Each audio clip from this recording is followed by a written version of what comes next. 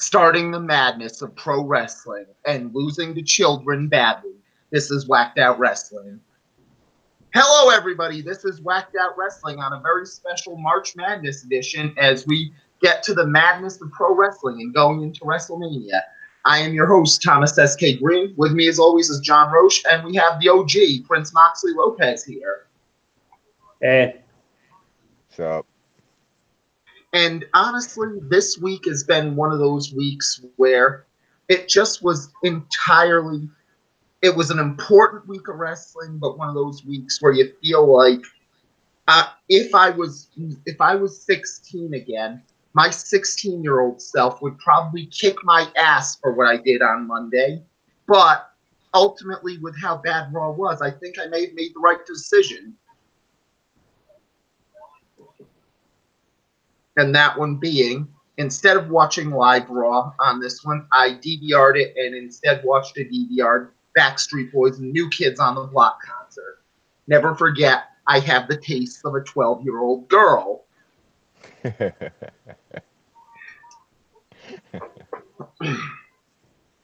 Whatever floats your boat. Yeah. I can vouch for this. We got Metal Matt to review in-sync music for these things, so. Yes. This isn't like a gimmick. This is like he's really like this. Yeah. Hell.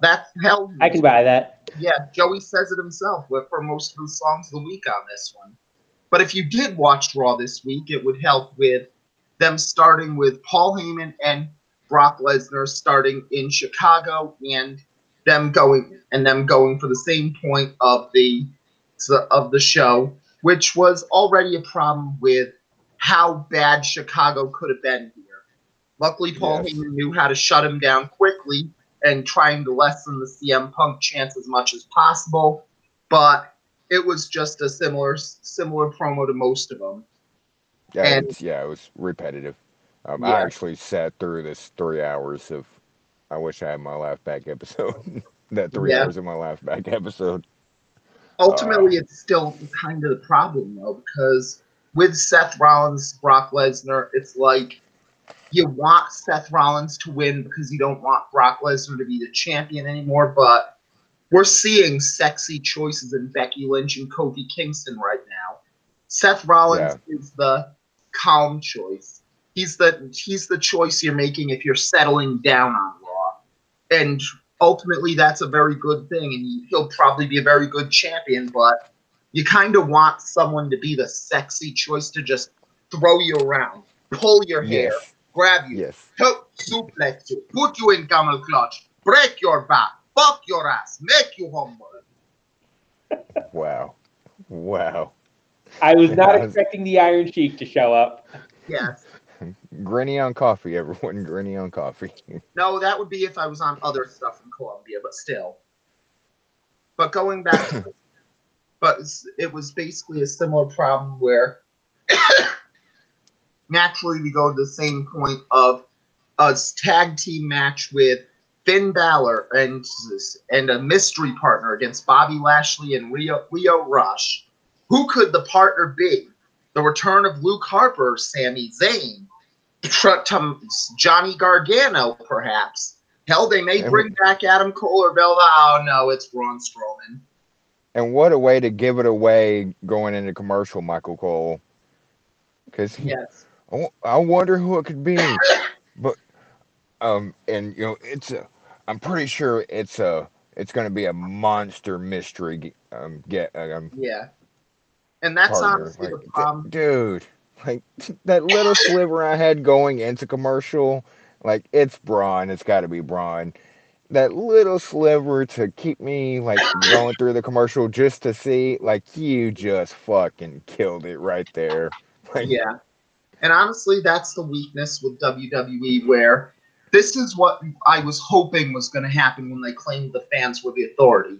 At least be willing to explore the room and try something more with interesting choices for an opponent. But ultimately, that's the same problem they always have, where they have mystery opponent in this tag team match. Is it going to be Demolition? Or did we get America's Most Wanted? No, it's going to be the Dudleys, like it was the last few weeks. And that just was the weakness on it. Where if nothing else, it's just the same problem with it going back to the same old shit. Explore the Yeah, room more. That's what the fans made it clear they want. that was my biggest issue with it. Was it same old shit, literally the Hmm. same shit. I mean, it's always fun watching Leo Rush, being MDK'd, but Yeah. thrown it around like a rag doll. But they even waited to the towards the end of that match for us to enjoy Hmm. that kind of stuff. Uh, Hmm. Yeah. And then from there we have a moment of bliss with a run down the big matches for the host of WrestleMania. And then we get the guest of Elias, who announces he'll be the headlining musical act for WrestleMania, which is probably a good sign for WWE in that Flo Rida apparently wasn't available. he gave him the red light. Yeah. Well, they did have Bo Rida as a possibility, so they could have had him instead. He still work here? I think That's so, my yeah. awesome. That's my Oscar impersonation. Yep. And that really is the question mark because if Elias is in this role, that should be the sign that they have someone really good instead to replace him. And could it be someone like Machine Gun Kelly? Did they Limp Biscuit. manage to get Post Malone or Cardi B or someone big who would act in it? Did they manage Limp. to get SpongeBob SquarePants to do Sweet Victory at WrestleMania? Or is it No Way Jose? Doja Cat. Yes. Limp Biscuit's on reunion tour. Just throwing that out there. Well, they are WWE's favorite band in the whole wide world, so. And that was still one of the many problems that killed the Attitude Era. Even fans of new metal wouldn't say Limp Bizkit was their favorite band in the whole wide world in that time.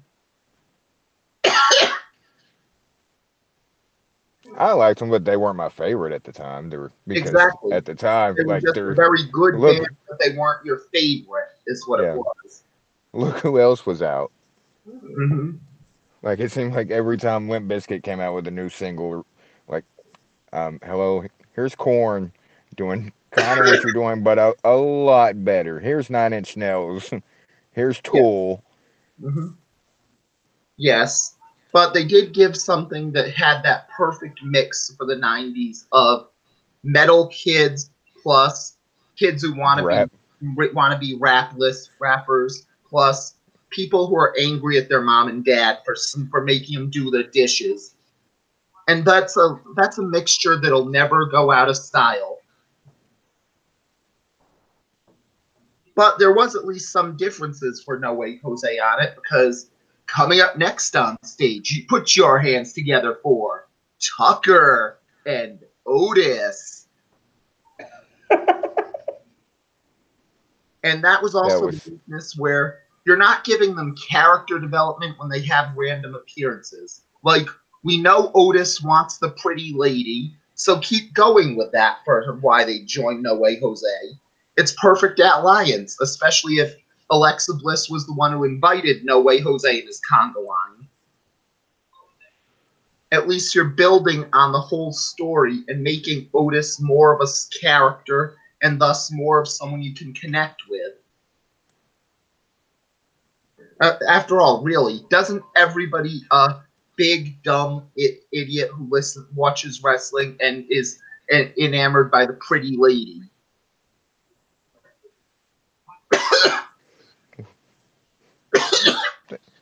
you didn't have to hurt my feelings like that. Well, yes, but In the speaking for words of everybody, Marge Simpson, it's true, but he shouldn't say it. yeah, exactly. But it does have the problems on this one where they could have done each of those things. Where if they had had more character development, Otis Daresay could have been in the WrestleMania match with the stipulation of if Daniel Bryan wins, Otis must stop eating steaks. If Otis wins, then then Daniel Bryan must give him Brie Bella. Oh Lord. Good Lord. Gillette, the best what, that can be. Mm-hmm. what exactly do you have in that coffee again? No comment.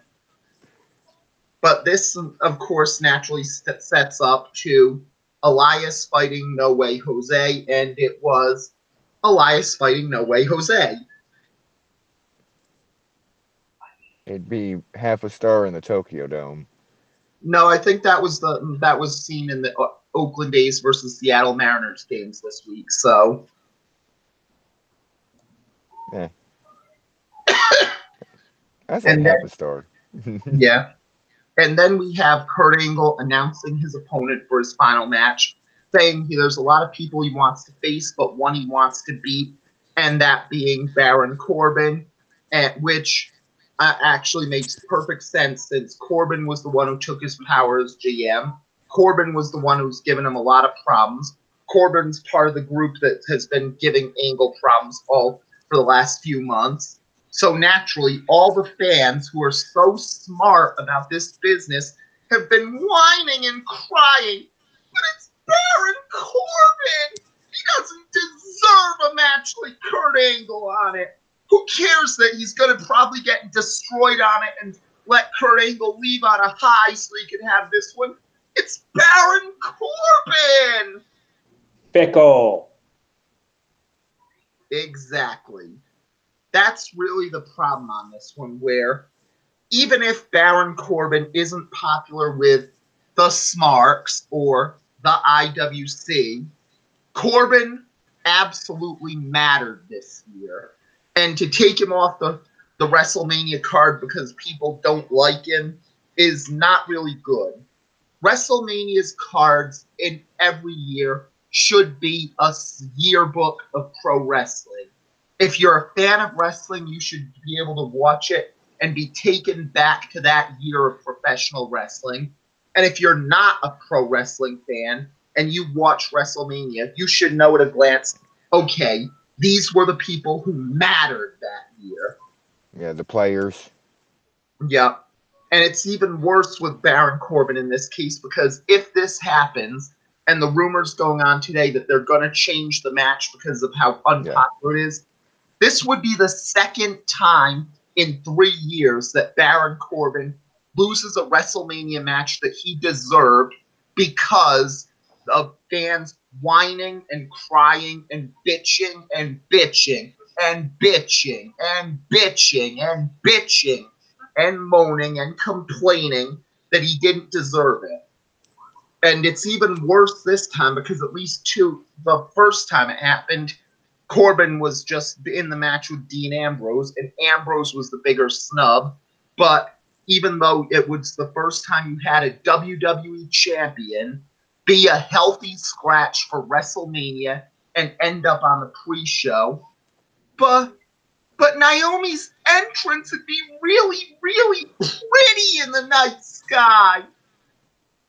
It isn't that worthy of it where if you look 3 years ago and now you will think that Mickey James, who appeared 2 months before and had turned face to heel once during that time, was more important than Dean Ambrose, WWE champion for 2 months in 2016. That was disgusting. And it's more disgusting this time. Corbin was unpopular, but he deserves to be at WrestleMania. He deserves Angle versus Corbin is a perfectly normal match for him. Angle will probably destroy Corbin very quickly and be able to leave with his farewell match with his head held high. That's all you want from this match.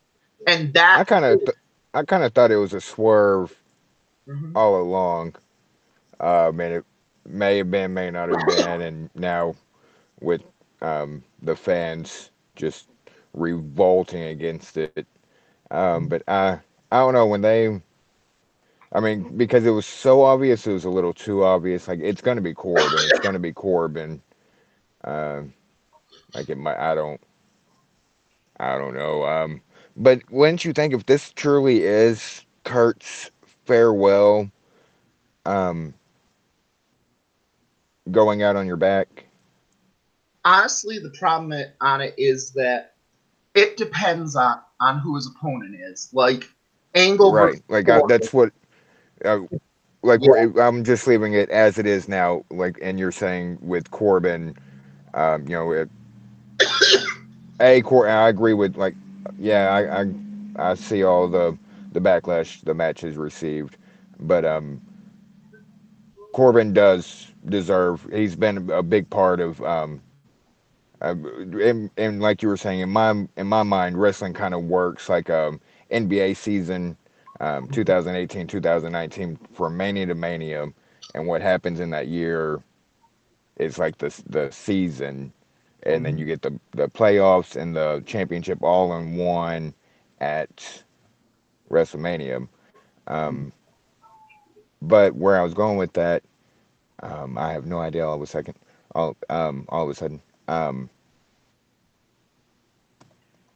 But you were bringing up that Corbin wins or Angle wins, celebrates, rides off.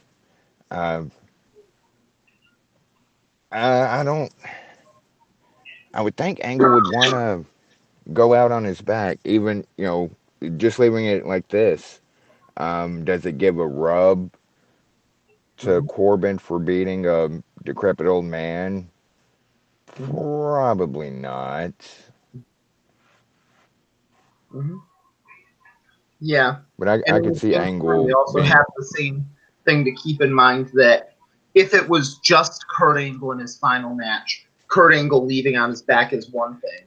But then you also have the Batista factor and the fact everybody inherently knows that Batista's having his farewell match at WrestleMania 2. And see that Batista that said, and he go ahead. said many times that he wanted Triple H to beat him and send him off into the sunset. Right. So if we're going to have Batista probably losing to Triple H at WrestleMania, it makes sense that Kurt Angle wins his to go leave on his with his head held high. The best part about this whole farewell thing are the Raw matches we're getting every week from it. Exactly. And I was going to say that one as well because the match that came right after this promo was everything I wanted from the Kurt Angle farewell tour. We got a Yes. really good match where Kurt Angle passed the torch to Chad Gable. That's Yes. really all I'm happy with. And as we got Angle versus Gable once, we got Gable looking like $1,000,000 against Angle. I'm happy. Go with whoever you want as his final match now. You got Yeah. I got That's what I wanted, so I'm fine. and I guess some fans aren't um that's not connecting to it like it is with us. I'm more ecstatic. Like, go ahead, put Corbin in the match at Mania because I'm having so much fun on these Raw on this tour Mhm. with matches and Angle usually going over, but the match itself, like matches we've been wanting to see. Um, Angle looking really good. You can tell Angle's having fun. You can tell that whoever his opponent has been is having fun, and and I'm doing air quotes like you guys can see me. Like it's an honor to be in the ring with Kurt, and then after the match, the hug and they're both thank you, no thank you. Like it's just Mhm. pretty neat to see leading up to WrestleMania. Yeah, and So that's do really whatever you all you. want at WrestleMania. Like Yep, and that's all you'd want on this one because best case you got a great match last week with Apollo Crews. You got a great match this week with Chad Gable. You're probably going to get two more really good matches in the next 2 weeks with Angle. So if they go with Corbin for his last match, go with it. Best case, you have Angle's going to beat Corbin. He's going to leave with his head held high. Corbin's going to get humiliated at WrestleMania. And worst case, going back to that Ambrose Corbin match, they gave Corbin the mistake and they had to reward him another way, which yeah, probably led to Baron Corbin winning the Money in the Bank briefcase. And if he wins it this time, he probably isn't going to lose it. in a random cash-in the next time for it. Right. It's not going to It be will embarrassing probably like it lead to a was Money in last the time. Bank win and a world title cash-in. If you want Right. Corbin out of this match, you will be responsible for world champion Baron Corbin. Yeah. Be Nice careful what job you wish for. making it, heroes. Be careful what you wish for. Exactly. And then we have the Boston Hug connection, saying who basically had some more stuff there, some random stuff. Beth Phoenix says she's willing to step out of retirement and challenge for the titles. And now we have a good match planned there, and we have Natalya versus Sasha Banks, which was what it was. Then, It was all a setup, and that's all this. I mean, the match yeah, was decent enough, but this had one goal, and we all, at least in the Mox house, we knew what was coming, and that was mm-hmm. the end. Yeah. And at Uh, least we're getting it prepped for the four-way match on this one, where you have Raw versus SmackDown versus Legends, and right. works for me because at least this way you have Tamina and Nia are still in the match. You have the Iconics getting a surprise match at WrestleMania. You have Natalya and Beth Phoenix and the Divas of Doom getting a match at WrestleMania. And most importantly, all the people whining, but the Sky Pirates don't get what they want. Because if you're on NXT, the fuck you deserve to be at WrestleMania. Wait till you're on the main roster. There's a word for an NXT Superstars WrestleMania moment. The takeover before WrestleMania. You're mean. Mm-hmm. Yep. Yep. I mean, it's not breaking news or anything, just a Yeah. reconfirmation. Well, yes. But that's honestly the weird thing on it, where of the people on it, the only ones I would feel for are the Riot Squad, who absolutely would Yes. deserve to be in that match far more than them. I definitely wouldn't feel for the Sky Pirates. And if you're saying, but Tegan Knox and Dakota Kai could be a good team, fuck you, Um, fuck your mother, fuck your mama's mama, fuck the Beastie Boys and the Dalai Lama. And that's well, it's half of them can't even like barely walk at the moment. So yeah, I don't and know who's that's saying they want Team Kick, but that's not happening. yeah, and ultimately that's really this big thing on it. Where right now there's about 4 or 5 really good teams, maybe a sixth one, but we kind of know Fire and Desire are going to be fighting Asuka, so they're not going concerned in this. Maybe you have Sky Pirates, but most of the NXT wrestling teams are just future possible prospects, but not really in the tag team division yet. Right. Like I wouldn't mind seeing it, but It's high. honestly, I wouldn't mind. Go ahead, John or Joey. Oh no, I was just saying it's highly unlikely. Yeah, Yeah. yeah. Honestly, just save it for next year on it so that at least when we have Tampa, we have an excuse for Kyrie Sane in the Tampa Bay Buccaneers pirate ship. And for people that would probably say, but they say, it's all brands, all brands. Okay, this is Mania. Like, do Mania, and I will be as politely as I can about this. Nia and Tamina can fuck right off. But this is Mania. They can still do the any brand, anytime after Mania. Like Yeah, on Raws, on NXTs, on next pay per views, on um, not at Mania. Do you think we're sticking to a four-way Iconics, yeah. the Samoan Sideshow? Mm-hmm. Yeah. Okay. And honestly, that's really the other thing on it because the Iconics, and I'm saying this with my tea being very, very cold for them, are kind of a stretch for being a WrestleMania worthy team. Yeah. It's just is what it is. But They kind of deserve to be the SmackDown representatives. But Right. that's I was gonna say that. representatives. Right, because NXT is if just you put the squad in there, then it's all Raw. yeah, Like there's no, and really the only whatever's going on with Sonya and Mandy, Fire and Desire, um, but they're really the only team on SmackDown.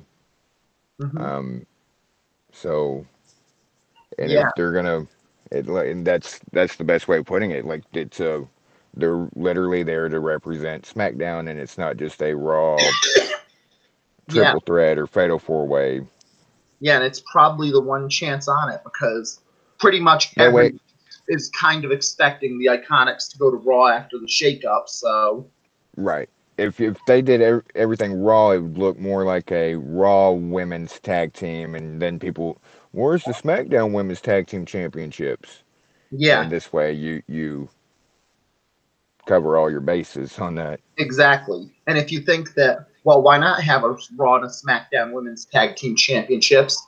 I remind you, 60% of the SmackDown women's roster would be either the champion or directly fighting for a champion every single Yes, month.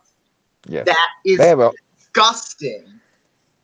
They only have 10 women on the SmackDown roster right now. They don't and have enough room for anything more than just a SmackDown women's title. yeah, And even, and two of those are fighting for the Raw Women's title at the moment. yeah, ultimately they don't have the potential for it. And if you did, ultimately it would be close to just give every woman on SmackDown a title so everyone can dance around with a pretty title belt that has their logo on it and everything, so Yes, everybody stands can be happy. And that's just not how wrestling works. It just isn't. You have to have some excuse me. people who are not fighting for the titles, so that the title it means more. It's just Right, the same thing. If everyone's special, then no one's special. right, yes, and that and people that have that mentality and they're out there. Um, what kind of wrestling do you want where everybody has a title? Like what would be the purpose in anything if everybody had a title? Yeah. And ultimately, that's the thing on it, where if you don't have people fighting for a title, striving for a title, then the title's just a pretty belt.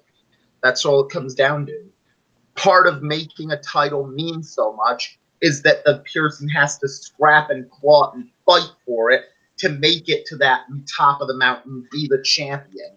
If everybody Right, gets to be a champion by divine right, then it doesn't mean anything. It's like the hardcore title in the 2000s.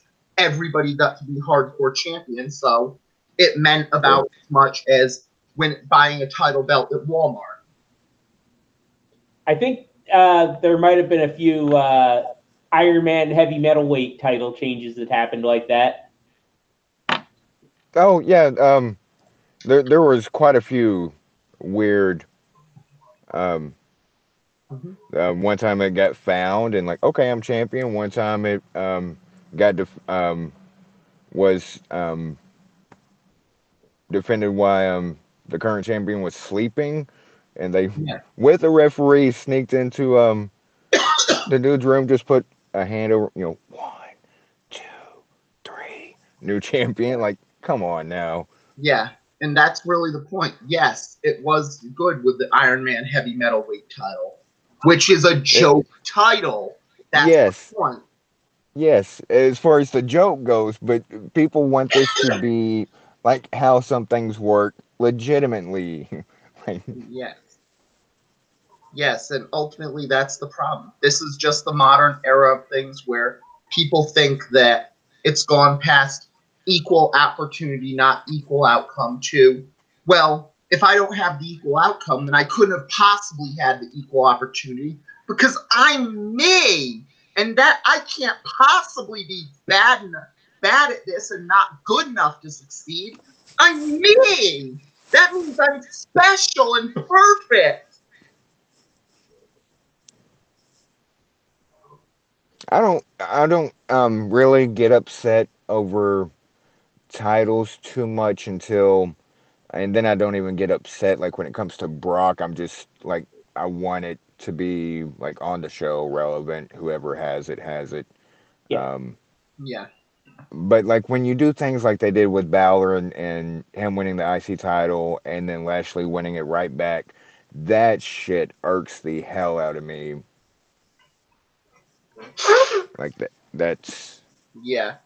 And even with Balor versus Lashley, at least you can make a good argument for why they'd have a reason for it. You have a title change at WrestleMania, and you have an excuse for us to finally get the Demon at riding at WrestleMania, which right. it's Uh, not my perfect, only but I can perfectly accept that. right, and I can too. My only question being, then why not wait? Like instead of giving him the that 8 day reign, Yeah, like if that was the goal, like fuck, wait a month, give it yeah, to us at WrestleMania instead of like they've been doing a lot lately, killing storylines just where nobody gives a shit. yeah. Yeah, and that's really the thing on it where you just have to know if you're gonna make titles mean something, you have to book them like so that not any riffraff can get that title. Speaking of which, we have Jinder Mahal in action as on Ricochet, and this was basically a pretty good thing on it where at least you're finding a good use for Jinder Mahal right now where it may be a joke, but it's perfectly acceptable to have Jinder Mahal show up, job to some new hotness, so that you can say, wow, this Ricochet just beat a former WWE champion. Yes, And and that, Jinder got full jobber entrance and everything. Ricochet's yeah. entrance, commercial comeback, and they're Mhm. already like the bell rings. They're already fighting like full Yeah. jobber.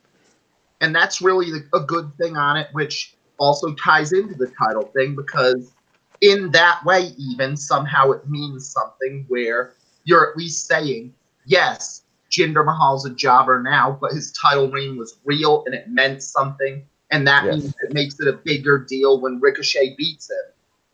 Like that was a good thing that I liked with the Mr. Kennedy rise, where he beat a lot of world champions in a very short period of time, and they sold that as a big deal. See, and that's like with Andrade coming up. Um, on upon his call up, he might not have beat them all, but he was facing pretty much all former champions. Like Yeah.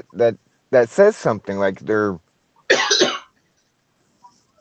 like he Dolph's a bad example because Dolph's a former champion too, but like he's not just you get what I'm saying. Like he Yeah. was facing and sometimes defeating former world champions, former IC champions, US champions. Hmm. Yeah, and that's really what you'd want for these ones because you don't just want them to feel like that someone's fallen to be a jobber. Make it feel Right. like this is actually a rise up for the people who do beat them. Like for Right. instance, Like say he debuted and he's going against to hey, he's going to get brought up twice in one Whack That Wrestling episode. Like a Bo Dallas or a Tyler Breeze or Fandango. mhm, yeah, and that's Like really that. the Yeah. point on it where you're supposed to be using someone like Jinder Mahal like this as opposed to say having him show up on main event, lose to Zack Ryder, and it's not going to make Zack Ryder anything better. The fact that he Nope. beat the world champion is inconsequential. It's just a random main event match. Yes.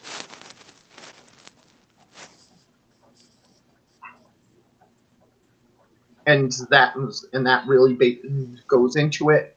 And from these ones of things that matter, we have a new champion for the weirdest true fact in pro wrestling history, as the Warrior Award announcement has been given to Sue Aitchison, who worked for the company for 33 years, was very important in WWE's rise with the Make-A-Wish Foundation, started the WrestleMania Reading Challenge, and does a lot for their charity work on these things. This is Yes. a perfect Yep, What the this award was intended for. yeah, this is a noble award for someone who was an unsung hero who absolutely deserves it. So naturally, we can add this fun thing for her one appearance on camera of the Duchess of Queensberry is now a Oh god. WWE Hall of Famer. William Regal and Chris Jericho are not. And that just seems like a really moment that I'm not sure if this breaks the great, wait, that's true moments of wrestling and ties into the Scott Hall has never competed in a Royal Rumble match.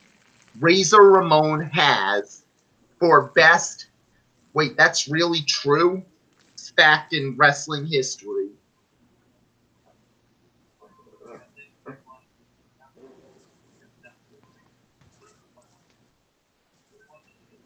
And somehow it would go slightly better than and at least it couldn't take over for the now defunct Daniel Bryan's brother-in-law, father-in-law, and NXT rookie all have an Observer 5-star match to their credit.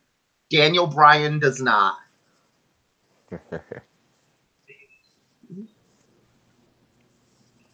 Now who's fickle, Daniel? Yep.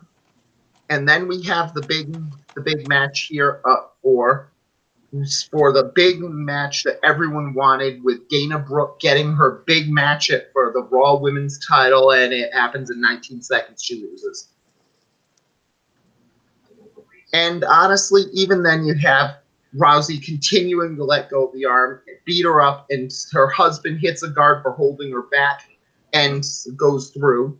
But honestly, I'm not sure what I would have done in this situation. Part of me, if you're trying to make Ronda Rousey a modern day monster with MMA, I would have gone with something like, you don't do a moment of bliss earlier on this one.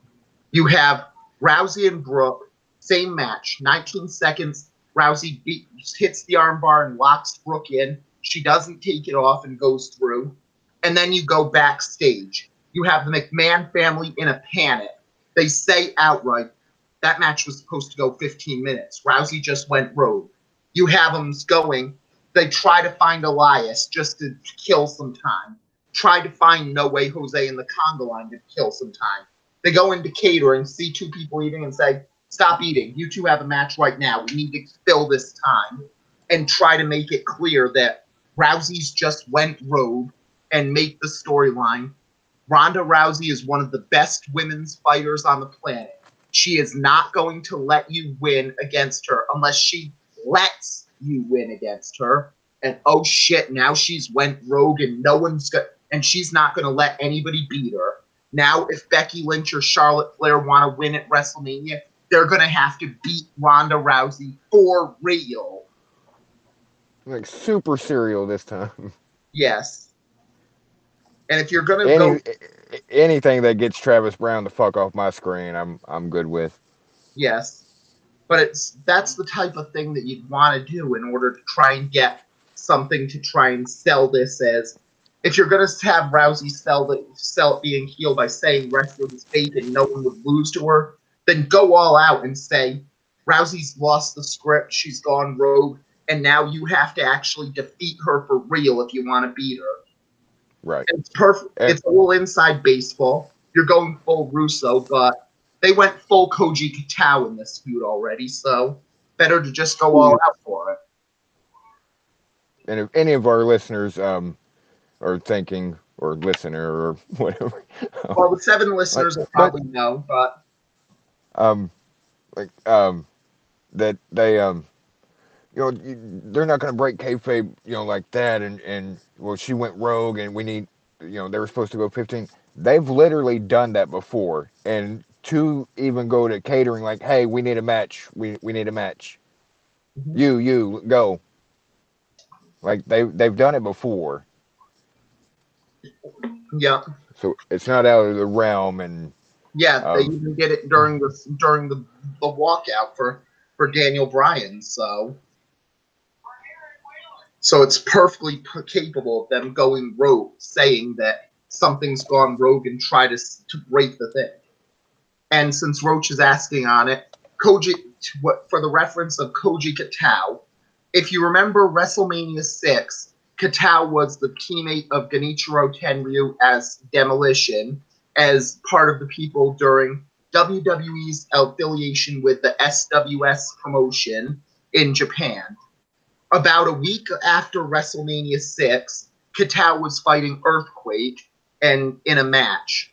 Earthquake was supposed to win, but Katao was very unhappy about it because Earthquake was a solid sumo wrestler in his time and was very good. But Katao was a Yokozuna and one of the best sumo wrestlers before he went to WrestleMania. So Katao could have had the chance to do business for a very big star in WWE, but he chose to instead to blow off the match and come right out and say, wrestling is fake. If this was a real match, I would have beaten Earthquake any time of the day. And a week after his WrestleMania appearance, he got blackballed, but good in pro wrestling. So that's basically the answer for Roche in that one. Okay. Mm-hmm.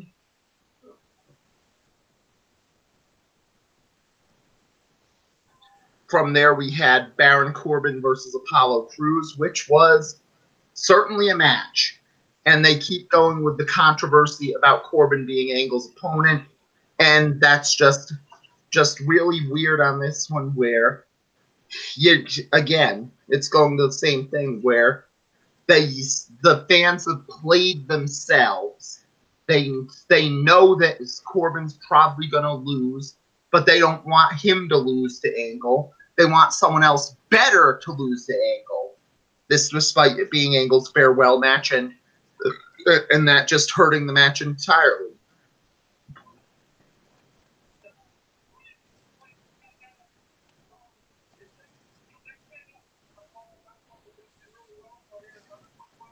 I wasn't really surprised Cruz got the roll up victory here because they're on he and Angle are on two different trajectories of Angle's winning, Corbin's looking like a chump.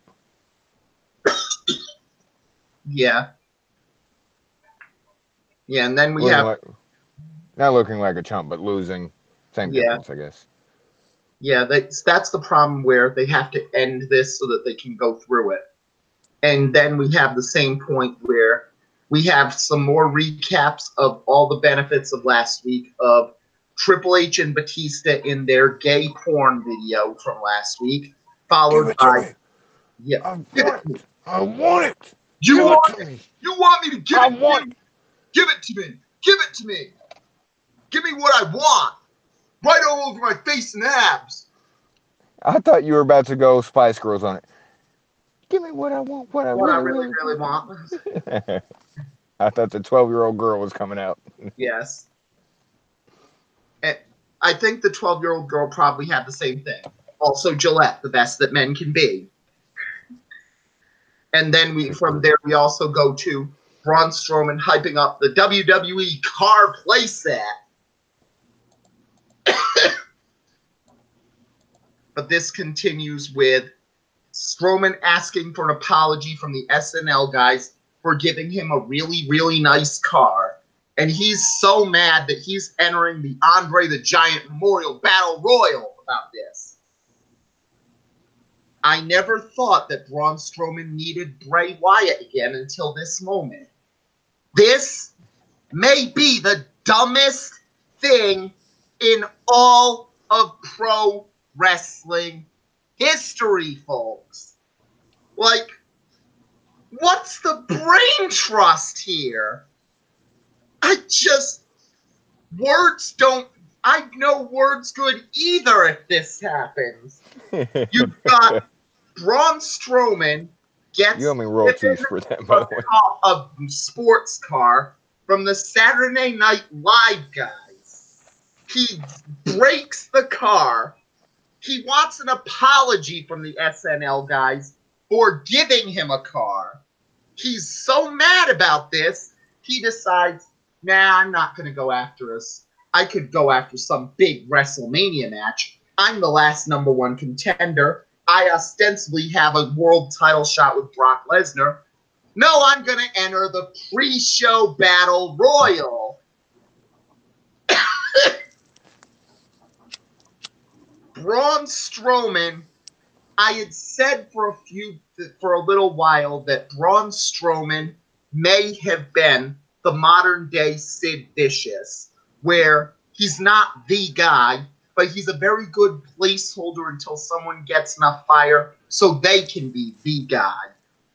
But with this 2 weeks, Braun Strowman is officially Sid Vicious 2K19. He's Yes. twice the man you are. He has half the brain you do. Let's just hope he stays away from the top turnbuckle. Well, as What he far needs right now is his twin brother Brain Strowman to show up. well, Because Braun's not doing it. We need some brain going through that's gonna like yes, dude, you realize what you just said, right? Like yeah. um Honestly, I'm one plus about this. At the very least, Strowman's father was a very big star in the softball game, so he's already covered there. So,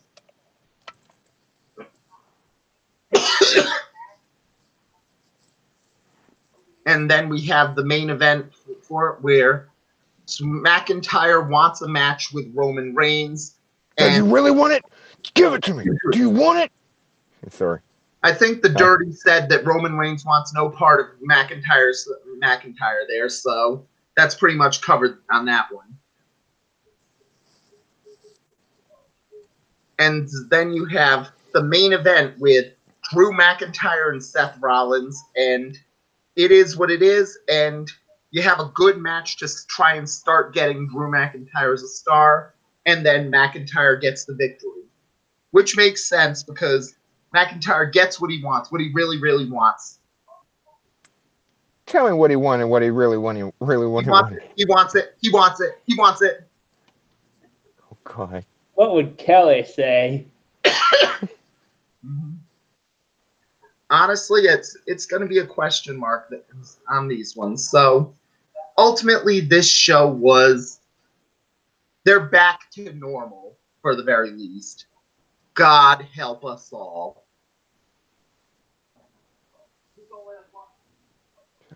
This was hard. Hard 3 hours. Mm-hmm. Yeah. It was man, and I'm on vacation. Damn it! Mm-hmm. I could have done something Monday night. Yes.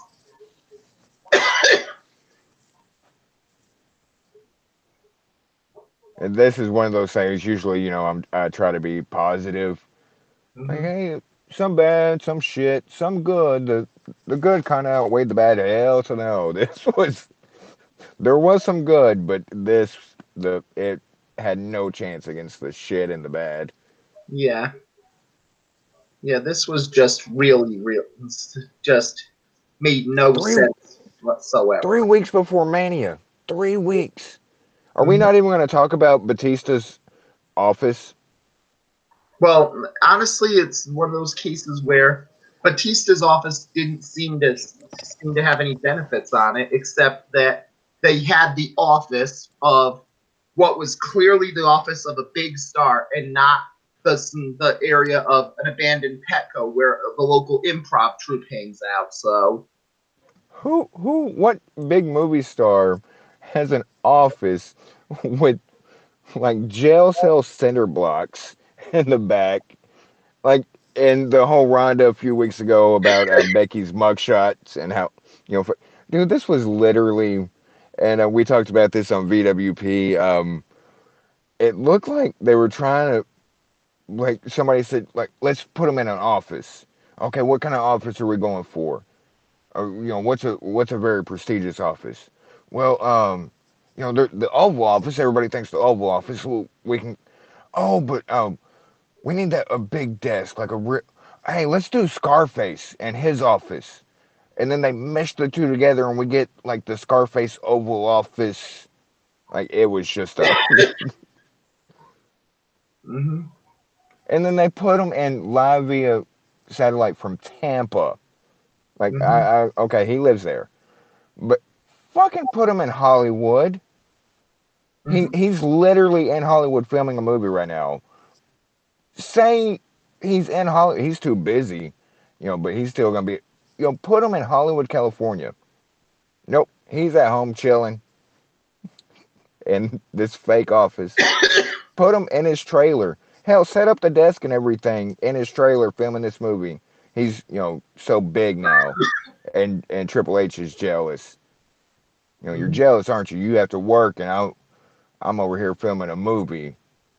Nope, just chilling at home. Hmm. Ah,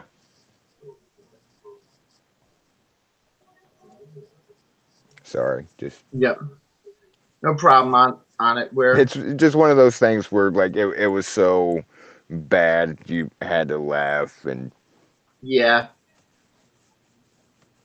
yeah, this was just really bad on this one. So, and honestly, it's kind of weird on this one where we know that he's taking a little time off, and we hope they'll be back when he feels a little better on this one. But ultimately, it says something on these ones where I can't even think of a song of the week on these ones right now. I feel like Jonathan Coachman right now, where we almost forgot the song of the week this time. and that's twice I called John Joey. I said Yeah. John first, and then I said no Joey, and then I went Joey, no Joe. Like Mhm. J names. I'm just you guys are both J. Yeah. Yeah, I hear you. Hmm. Yeah, and that's really the question mark where ultimately it's hard to get these things when you're not getting a good plan for anything showing up on the YouTube there as well. So ultimately, the only thing would be wait for this one, actually get money this week for it, whenever from all the 7 listeners, and go on to SmackDown, and they hype up that Kofi Kingston will have to run a gauntlet match to get to the main event of WrestleMania, and they claim it's going to start the show, but they don't do it because it would kind of be weird to start it up unless you're going for one night, one match, and you can't do that this close to WrestleMania. And then you start out with Miz doing the miracle of starting to become a very good babyface. He announces his match for Shane McMahon at WrestleMania. He does it to try and actually reposition himself from movie star to the kind of good guy that Miz is on it beforehand. Actually become a babyface and hype up Kofi Kingston as a star as well. Yeah, he did a hell of a good babyface promo here. Yeah, and that's honestly the big surprising thing on it. Where at the very least, this is weird that it took this long for Miz to actually be. Wait, this is a really likable guy, even if he has a punchable face. This is Yeah. someone who has a great story on it. Well, Hit, they tried and, the face thing before, and wow, was that bad? yeah, that was the. Wow. Mhm. Yeah, and that's really the good thing on it, where at least it did work as well. So there is a plus there, and it seems like it's weird because if you have something like this, maybe now you could have done Miz versus Daniel Bryan for the world title match at WrestleMania, which is what everybody wanted at the beginning of last year. But it would have been interesting if you could do it to the end game of Miz as the heel, as the face, Daniel Bryan as the heel. Oh shit, yeah, that would be fantastic. Yeah. And it may not happen at this one, but if they do that for a pay per view next year, that would be amazing. And then you It, have, yeah, that'd be awesome. Like going all the way back to the talking smack stuff, but now mhm, they're both still. completely on their A game, just in reverse. Hmm. Hell yeah, I'm here for that. Yeah, that Excuse could me. be so awesome if it was there on it. And then you have non-title match between Boston Hug Connection and the Iconics, and this helps with the fact that since it's non-title, of course the Iconics are going to win. And this time we have Lacey Evans with the distraction. Get this, and we have another one of the weaknesses, which people will say is proof the Iconics are terrible, but it kind of has to be said. Isn't it convenient that every time people say the Iconics are terrible, it's because of bad botches during matches against the Horsewomen? But if you watch the match itself, it was crystal clear the Horsewoman did it. That's just convenient almost for these things. It's like this match, it was obvious that Sasha and Bayley made the mistake here. With the match that started it with Billie Kay versus Charlotte after this call up, it was clear Charlotte made the mistake right from the cheap seats. And I can vouch because I was at that show in the beginning, so I could see it. And it's kind of interesting that they get the bad rap when it's clearly the opponents doing the mistake. It's safe to Well, say they may not be of, great workers, but they may have the worst luck in the WWE right now. of course they're gonna get the bad rap. Like, Yeah. an unbiased opinion, just Mm-hmm. because I like all four. Mm-hmm. Well, if Bill had quit, Billy, you cannot dance. Like, please, and especially when you try dropping whatever you want to call that.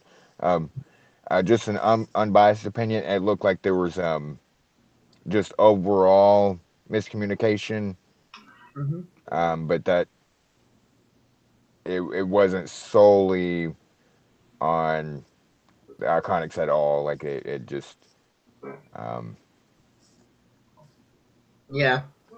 Well, it also does help on this one where this probably is a good example for why people are questioning the Iconics getting this push, but there seems to be enough case that they may be better than there's better than we have reason to believe they are. So that's at least yeah. what you want on this one. And if you've seen their indie stuff, you know they're better. Exactly.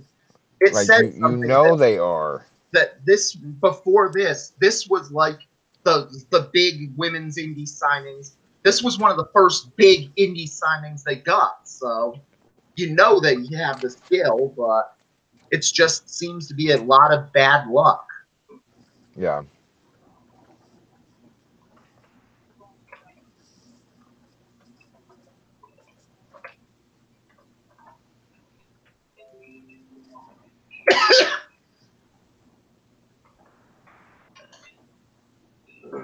And then from there you have more of these things, and you have the announcement with Rey Mysterio that his son is going to be in the front row when Rey challenges Samoa Joe for the U.S. title at WrestleMania.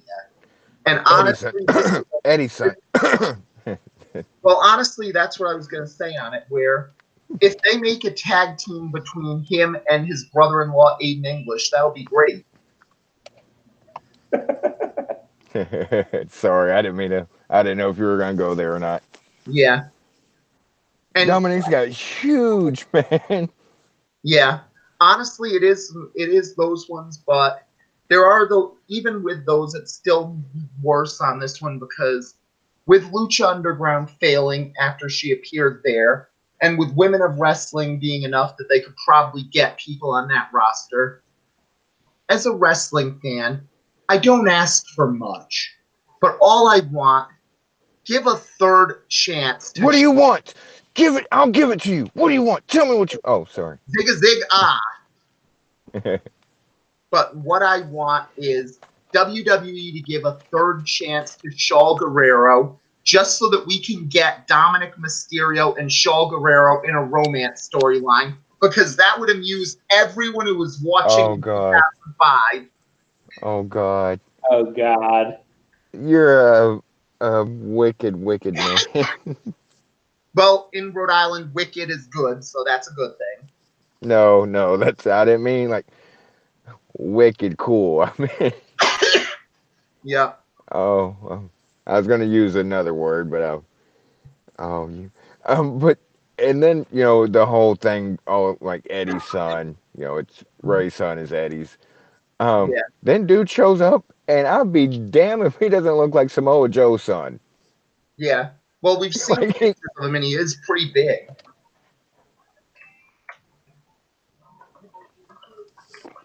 anyway, yeah.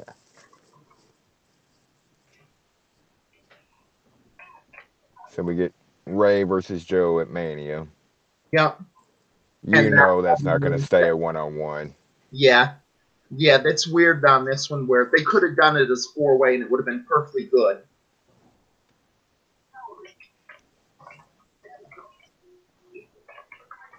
I just don't get and this goes to both shows, SmackDown and Raw. If there's going to be these other things, we literally have two go home shows, like two shows each. We have Mm-hmm. two Raws, two SmackDowns. Like because Mm-hmm. there's a lot that's not even talked about. Um, within the realm of you know Cena, Undertaker hasn't been brought up. Then you get to the actual matches that have been brought up, and pretty much everybody can see they're not going that direction. Especially like with this match, like it's not going to stay a one-on-one. Yeah. You have next week to like pretty much finalize everything. Then the go home show. Yeah. And considering they're saying that there's going to be 17 matches on the card, that's not very good for all that time for going with it. You Yes, think that they'd have a match for everything that goes on for this, but there's not that many matches that are official right now. right. There's a lot of there's some official, some semi-official, or There's however you Lesnar want to. versus Rollins. The official ones right now are Lesnar versus Rollins, Rousey, Lynch, and Flair, Buddy Murphy versus Tony Nese, Mm-hmm. Triple H versus Batista, Mm-hmm. Kurt Angle versus Baron Corbin, Mm-hmm. Shane McMahon versus The Miz, AJ Styles versus Randy Orton, Mm-hmm. the Andre the Giant Memorial Battle Royal Brother Dude Jack, Mm-hmm. and Samoa Joe versus Rey Mysterio, as well as Asuka That's versus only nine. whoever winds up winning next week on Yeah. SmackDown. That's 10 matches. Yeah. And they've been saying 17 matches. The Yeah, biggest weird thing on this one is, are they going to do the Snickers bar again to go with the arm bar? So, surely they are. Surely. yeah. Well, it's weird on paper because we know what on it that as of right now, we can safely say that of the women, Becky Lynch, Charlotte Flair, Ronda Rousey will all have a match. Asuka, probably Sonya Deville, and Mandy Rose have a match. That's 6. Alexa Bliss, and from the claims by R-Truth and Carmella as well, are hosting the show. So that's 8 women so far. Right now with the tag match, you've got Sasha Banks, Bayley, Nia Jax, Tamina, Billie Kay, Peyton Royce, and Natalia, all on the main roster, not counting Beth Phoenix. So that's 15 women who will have a match already. There's not Right. that many women for the Snickers bar, so that's going to be weird if they do that again. And out of it, like Alexa maybe double duty. And this time, if they do it, it obviously deserves the pre-show. Like it's got to be pre-show. Mm-hmm. Like complain of Mars bars all you want. It's this. Um, Alexa might do that on the pre-show and still host. The Carmella thing, I'm pretty sure is a gag. Yeah. But even if it's a gag, it basically has her accounted for on the show, so. I mean, like we're gonna find out next week. Like they're not hosting. Yeah. So it's going to be it's definitely a question mark there. Yeah. And shit. Like even if you take the rest of the women, main roster women, and put them with, you'd literally have to just to get to like 20, you'd have to Yeah. put them with all of NXT, all of NXT UK. Well, being fair, last year they did put 6 NXT workers into the Battle Royal, so putting Right, and NXT and that's, NXT UK in the Battle Royal works. So and I'm not saying it wouldn't. I'm just saying this time they're like they would need everybody because all the main roster women are doing something else.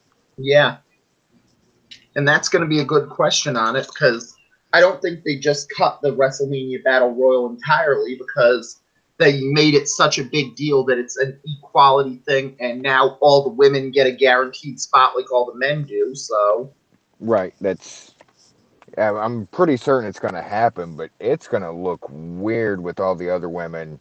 Not all the, but a lot of the other women already being preoccupied with their own, which yeah, is good because we're going to get, several women's matches and yeah, not just one battle royal and one women's match.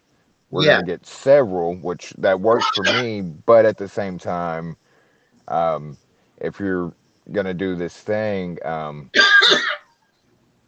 it's going to be yeah. a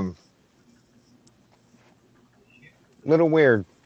Little Yeah, weird. it's not only that, but you also have the rumors that until this week they were ready to do the same finish that they had for all the other big women's moments where after Becky Lynch wins the title at WrestleMania, then Everybody Ronda hugs. Rousey and Charlotte hug and Stephanie McMahon brings out all the women on the roster to clap and be happy for it. But apparently they're not doing that again, so that probably lost the roster for those ones as well. And according to the same um, rumor, scoops with a Z, whatever, um, excuse me, the reason is back to the fans switching stuff, and because Ronda wasn't supposed to be this heel that she is now, Mm-hmm. it was supposed to pretty much be cut and dry more than it is now. But Yeah, now apparently it's scrapped because they went full meta heel with Ronda, and it would be a bad look. Like, I lost. Let's hug. Like yeah. that's Honestly, that's why you just have them all hug and all the women on the roster hug, and then they all make the plans for the next year where they fight the real enemy, the patriarchy, sponsored by Captain Marvel, the movie that oh we're god. it's so big that we're gonna ignore its white feminism. The movie. You know what I want to see? This just popped in my head. Like that same scenario to happen with the women. Ronda, Becky, and Charlotte hug and embraced. Mm-hmm. Fucking have Steph come out, bring all the women, and have that. And just in the corner of the barricade, like where usually Finn does his outside spot, like Ronda just sitting down in the corner, just crying, just like, I don't know. They brought Travis Brown to the show. You think they bring the purple pillow to the show? oh, good grief.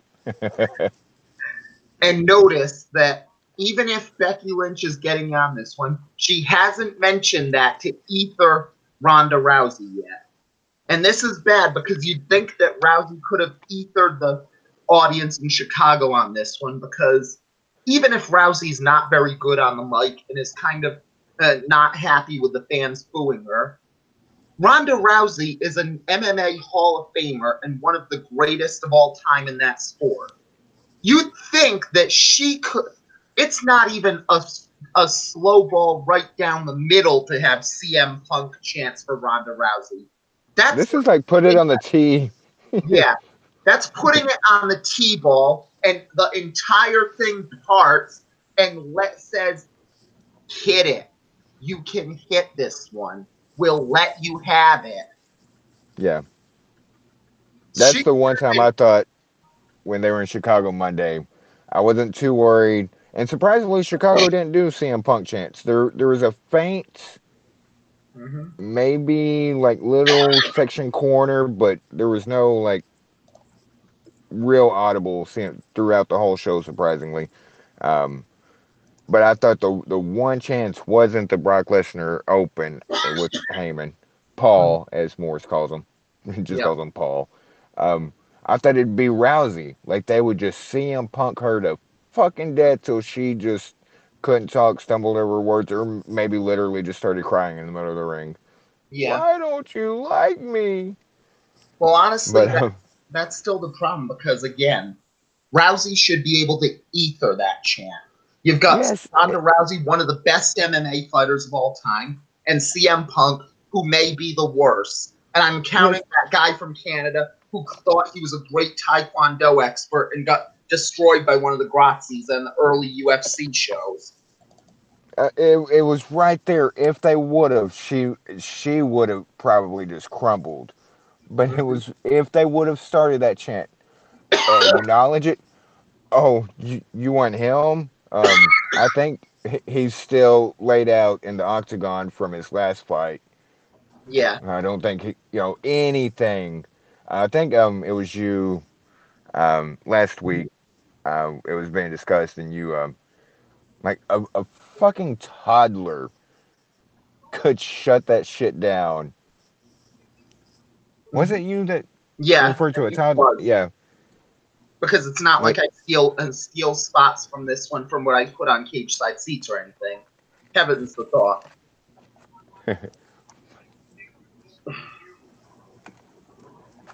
But then we go to AJ Styles talking about the fact that Orton was 6'4", 250. He's a first round draft pick. AJ was a walk on. But at WrestleMania, AJ would prove SmackDown as his house, which apparently means he bought it from Paige after she left the real estate business to go into movies.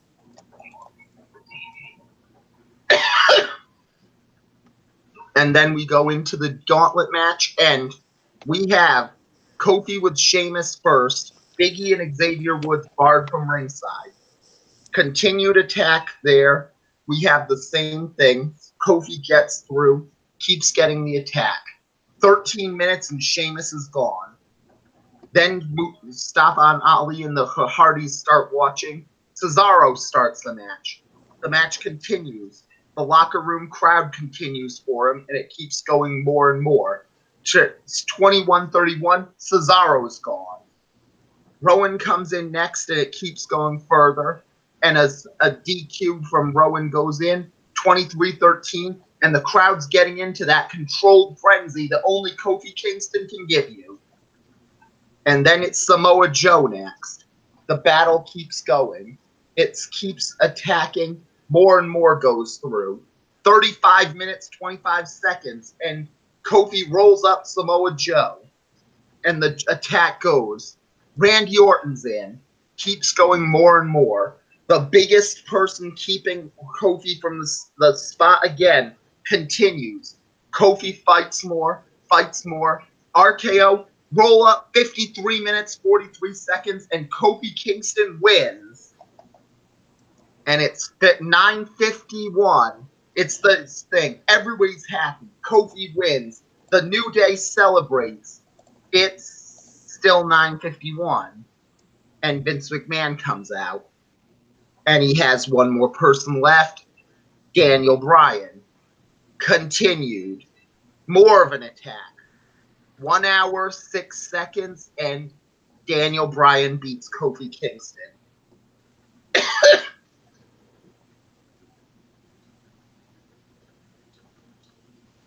And then we just have the same thing they do every time.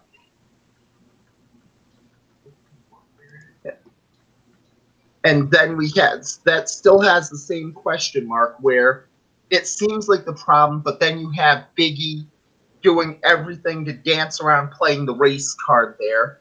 Xavier Woods saying, we might quit if Kofi doesn't get the spot here. And that's going to be an interesting thing for this match on it, where from all the people who were excited for this match, I'm hoping that next week we get the the entire locker room walks out over this match. And normally I would hate that concept because on paper, this is the main event of WrestleMania we're talking about. In kayfabe, every wrestler on the roster should be willing to shiv their own child, if that's what it takes, just to get the WrestleMania match. This should They be the should be one. one less person. Okay. Yeah, yeah. This should be the one thing that everybody on the roster should want, and they shouldn't, on paper, say, "No, I don't want this match. Give it to this person. This is who deserves it." If you're willing to think like that, that should be, "I'm. You don't deserve to be in the WWE if you're not. If you're willing to step aside for the WrestleMania main event." Strictly kayfabe, just strictly Of kayfabe. course. But having said that, the big problem I'm having on this one is that we look at how similar the Becky Lynch and Kofi Kingston storylines are.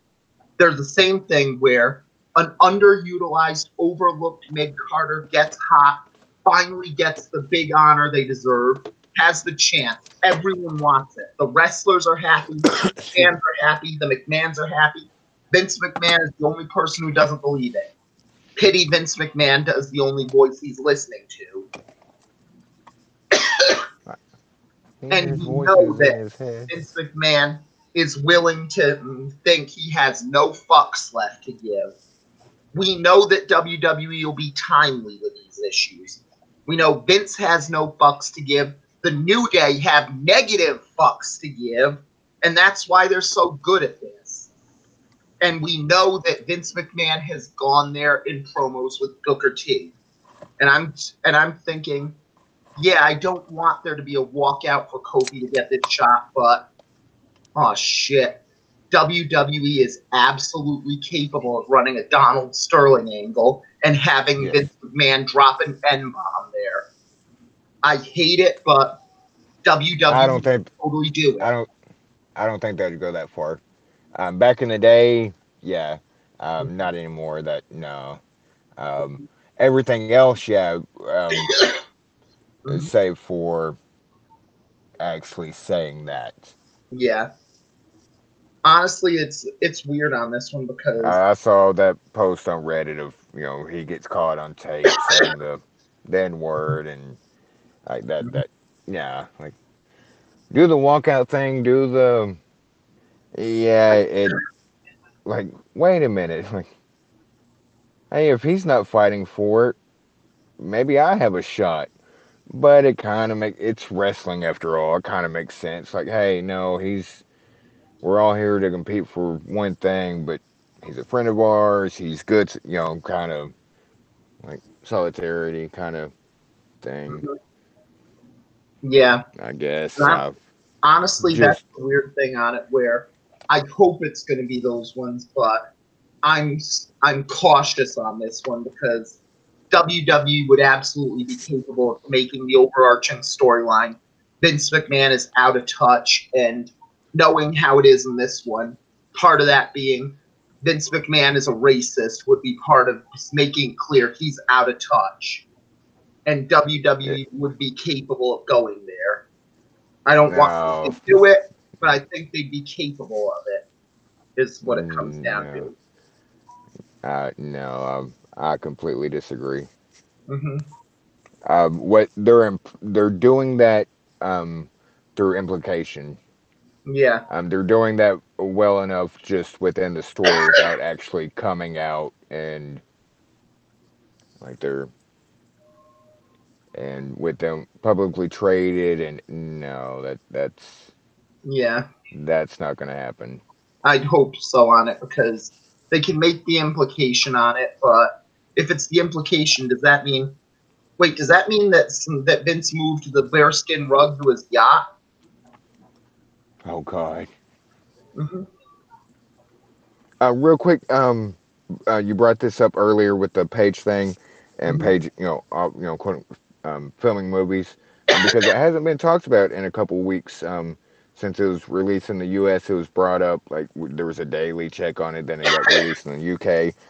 Just did a check on the worldwide Box office numbers for Fighting with My Family, it's at 29 million.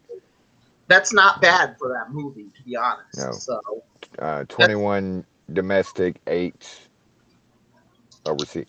yeah, and it Overseas. was #1 in the UK in its first week, so that's a good thing there as well. It is kind of a So weakness that, at least at the theater across the street from me, it's already out of theaters, but I saw it the yeah, first week, so but the budget was 11.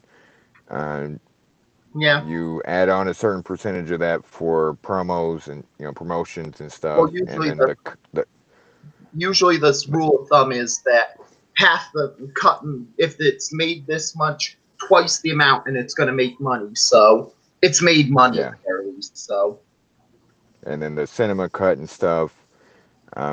Like if it makes, some people like if it makes 11 and a half, they made a profit. That's not how that works. And then some like if it makes 20, it's made a profit. I said like if it gets to 25, it made a profit, and we're at 29. So yeah, yeah. Also, it's got also there's also the question mark of, are they going to put the Channel 4 documentary on the DVD, which will probably require a little bit more money for licensing there right, as well. right, yeah. And I don't, I brought this point up before. And that's just theater money. I mean, they're still yeah, gonna get DVD money and all that stuff. Just it made a profit in the theaters on its own. hmm Now the rest is just cherry on top for DVD sales and stuff because people are going to be buying it and yeah, renting it and streaming it on yeah. It's that all. kind of It stuff. still So will be the question mark though if they have to put the documentary, because it was brought to my attention that the documentary it was based on is on Tubi TV, which is a channel for streaming as well around there that's completely free. So you have a chance to see what it was based on, right, and all signs on it would be that it did well, made a little bit of money, was a perfectly thing, and quality wise, I would have to say it's my second favorite Page movie ever. oh god. After, of course, the Santa's Little Helper. I mean, I don't think I get the. I don't think anybody went into this thinking it was going to be a big blockbuster movie. Mm-hmm. But the fact that it made money and maybe more importantly, it pretty much critically acclaimed, Yeah, like yeah. as a good movie. Like it, Question that's on it a will be how it does it. And it's come awards time because it came out so early that seems like a question mark, but you could see it getting one or two of nominations if possible. So what awards are you? like some of the minor, The oh okay. Um, yeah, like the real awards, not okay, Slammy. I did. I was like, are we talking Razzies here? What are we? No, it was actually pretty good movie. So I Yeah, don't think that Razzies are going to be an issue for it. It's probably People's not going Choice to be Award, your favorite, but which one? People's Choice, It's possible. So or Kids' Choice, even. hmm I don't know about Kids' Choice because Kids' yeah, Choice it's one of those movies that you'd have to be more of an adult to appreciate it than a kids movie. Fair So enough. yeah. like It's not an adult movie, but it's just a more mature movie than just a yeah. regular wrestling movie. It's PG-13 hmm for lewd and sexual conduct or whatever. It's not one of But Page's other movies, so yeah. So it's not Santa's Little Helper. yeah, exactly. I just wanted to throw that out there because when you brought that up, I was like, hey, nobody's talked about that in a couple weeks. I wanted to see what it's done Yeah, since I haven't looked it up either. So I wanted to throw that little tidbit of information out there. yeah. That's what it's done worldwide. Well, it was a good movie, all things considered, and it's definitely worth a watch when it goes through on it. So it's not like that it was bad on those. The biggest problem though is that this seems like the movie you give to people who are non wrestling fans to tell them what it's in, because if you're a wrestling fan and if you knew You, Paige's story going in wrestling, every you see, single mistake they have is just glaring in it. plus it has Selena Vega in it, so that's a definitely watch for me. So, Yeah. And so it would be one of my second favorite Zelina Vega movies, too. oh, good grief. Yes.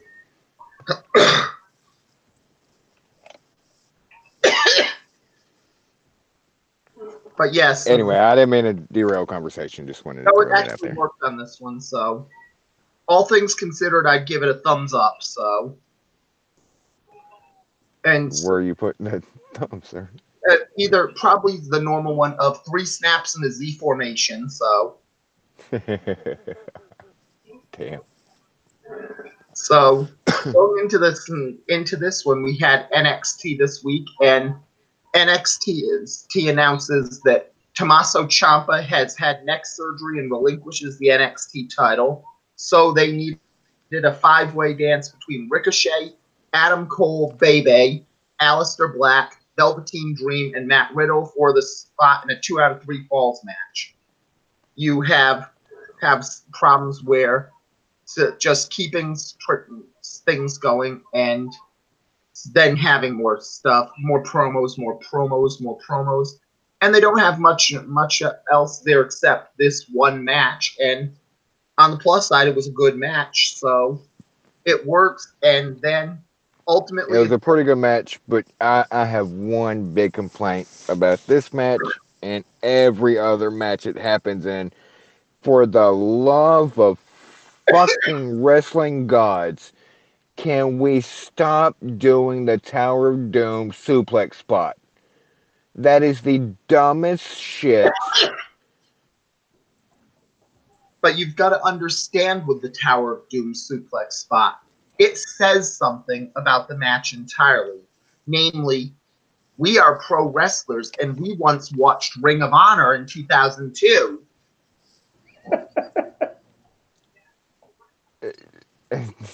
Damn you. Mm-hmm. Oh, for fuck's sake, I hate that spot.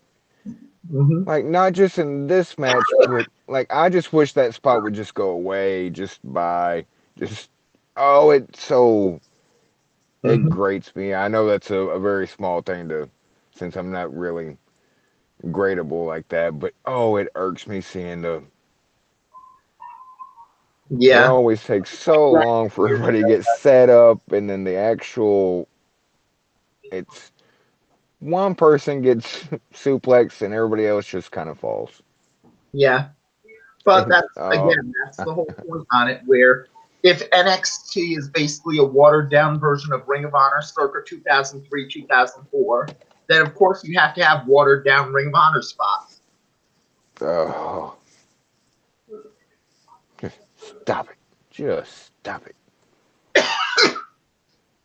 But It was a good match other than that one spot. yeah, and ultimately we have the big battle of Adam Cole fighting Johnny Gargano for the win, which is the best you can do on it because you can't have the end of the Gargano Ciampa feud for good on it, and you won't have it for a while. So it might be best to just okay, let's go all in on Undisputed Era. And that sucks so bad that because then we all got the feeling like this was finally, because we've thought it before, but this was finally the bookend of Mm-hmm, Champa Gargano. Like finally, this is it. mm-hmm, They're gonna face each other at Takeover New York, and this is it. mm-hmm. There's closure. There's going to be closure.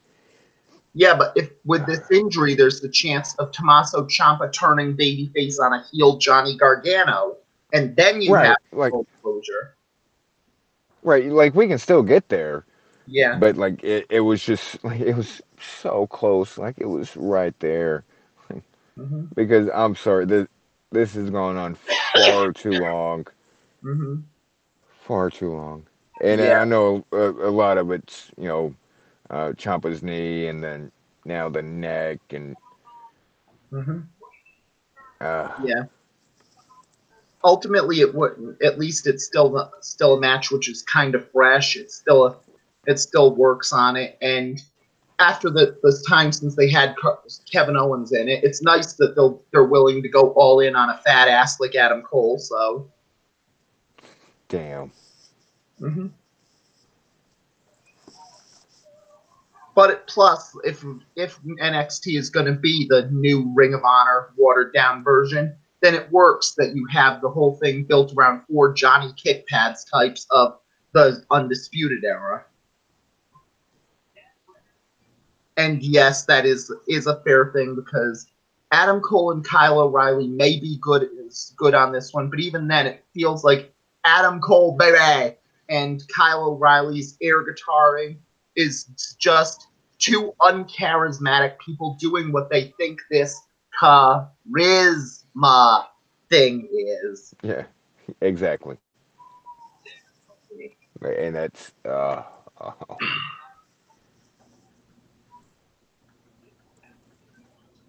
Meanwhile, we have NXT UK this weekend. It was what it was.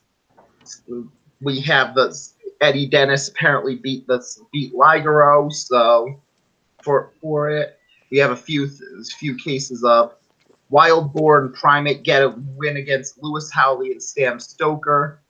So Cassius Ohno getting a win over Ashton Smith, and in the main event, Tyler Bate finishing James Drake, which was it's still the same problem with NXT UK. It's a good UK promotion, but it's a very bad NXT promotion.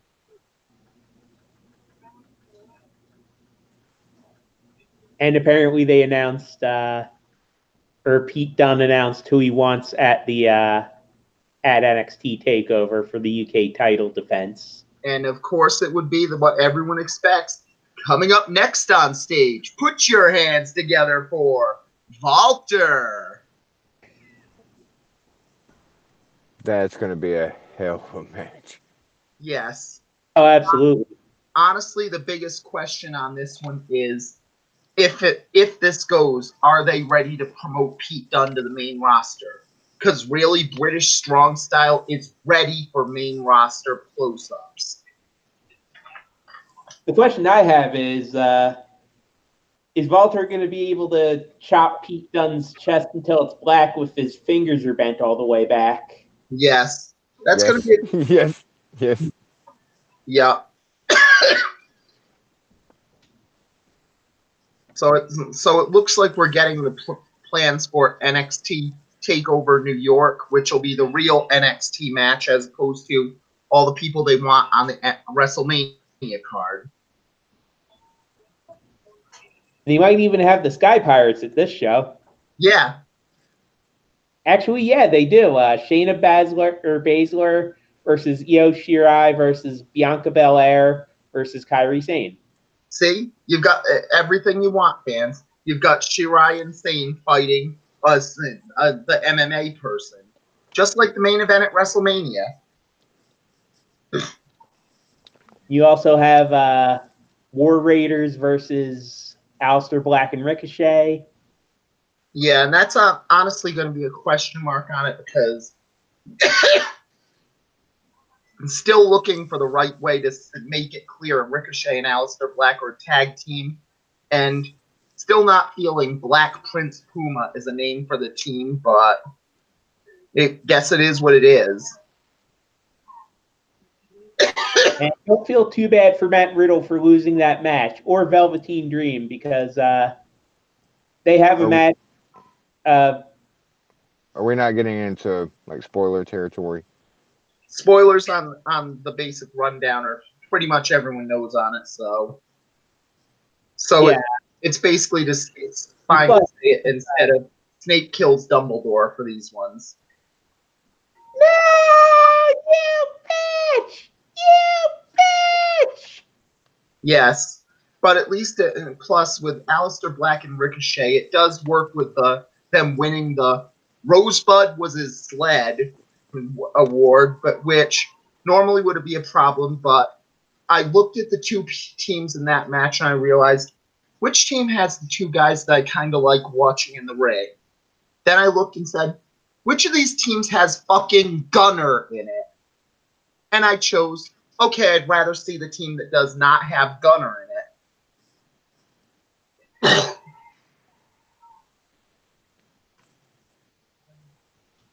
But the rest of the takeover cards for it so far?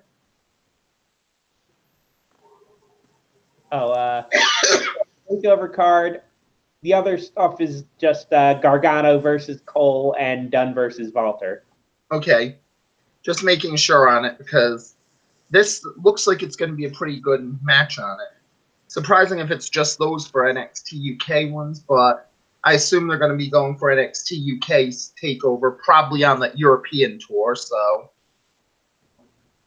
yeah, and this is just like so far. I mean, there's still a few weeks. Remember, they have their 17 matches for WrestleMania, and I think only 10 have been confirmed, and only 8 of those have had the people in there fully confirmed. Yeah. Because one is the Battle Royal and one is to be determined. Yeah. Always a dangerous contender. Yeah. And that actually will be the question mark because even the matches we know are going to be good are there. Like, as you said, it may not have been the title match for the North American one, but if Matt Riddle and Velveteen Dream are in, it could go from bro to bro to bro to bro.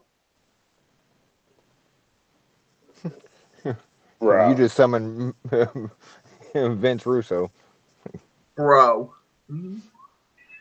Well, yeah.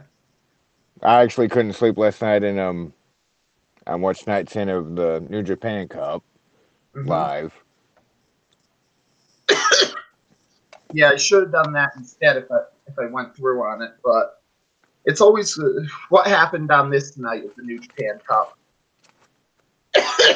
This was actually I've been doing this was my third of the 10 nights to watch live. Usually I just watch the cup stuff. This was actually a really good show. Um, it, the high points to start with the cup stuff. Sonata goes over Colt Cabana Mm-hmm. right when we think Colt's going to win, which we didn't think, or I didn't think. But so we get our semifinals. Sonata goes to the semi. Tanahashi beat Sabre Jr. Um, both of those really good matches. Tanahashi just did his Tanahashi Hulk up stuff towards the end, Mm-hmm. um, where he said, I'll just tap out, but he didn't end up rolling up Zack Sabre Jr. So our semis are Sonata versus Tanahashi and Ishii versus Okada. Mm-hmm. So those are going to be killer matches. Yeah, that seems Um, like it's going to be a good matchup because New Japan is so much better than American rosters. So naturally, we have random badass guy fighting Samoa Joe's sidekick in TNA, and we have the guy who was the fake Great Muta in TNA fighting New Japan's answer to Eric Bugenhagen. Hopefully, the hate will get us more views, people. Damn. Um, then we had Tachi. Basically, well, he beat him up after his match. So apparently, we're gonna get Tahachi versus Osprey Mm-hmm. for the Open Championship. Joy can't stand either one of them. Yay. Yeah. Um, Ishii doing Ishii thing. Suzuki, I think somebody still needs to check on Taguchi because I think Suzuki killed him. Like Taguchi thought he could You can fight never hands with. never take out the power of the funky weapon. You may try, but you cannot succeed. And pretty good show. Looking forward to the semis. Mm-hmm. Yeah. And it's looking like they're gonna do a Bushi challenging Nato at Madison Square Garden, which should be cool. Yeah.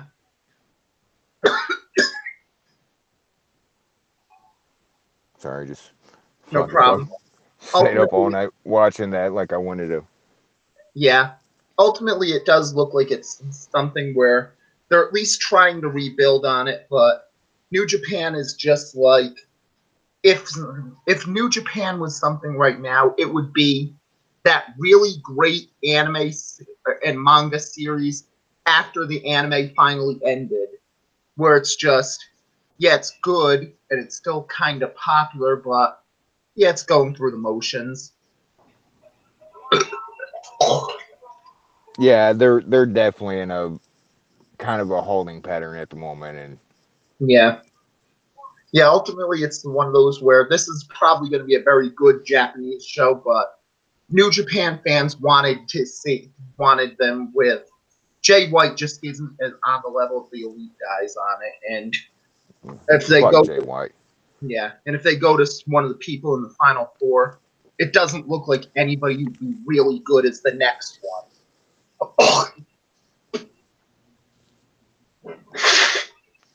Yeah, that's why unfortunately I think Jay White's gonna hold it to a little while longer Yeah, past the MSG show, and uh, yeah. And ultimately that's really the same point on it where it seems like New Japan is the really good manga series after the anime series ended where it went with the Americans don't care about this anymore, let's throw in a random guy with an emo haircut and hope he can make them like us again.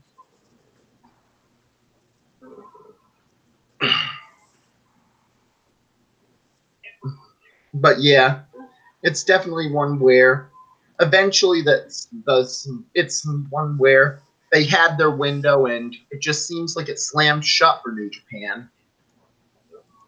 I wouldn't say slam shut, but the door is like where you have like the hinges might be a little uneven, and you're trying to open the door, and you take your hands off, and the door just kind of starts shutting by itself. I mean, I'm not losing hope yet, but Yeah, damn, yeah. it's Well, one good sign it about kind of reminds me. I'm sorry, I didn't mean to cut you off. Go ahead. well, a good sign that says it might be coming closer than we think is the fact that right now they have apparently 1,600 seats sold in Dallas for G1, and this is with actual G1 matches. So that's not a good sign. Right.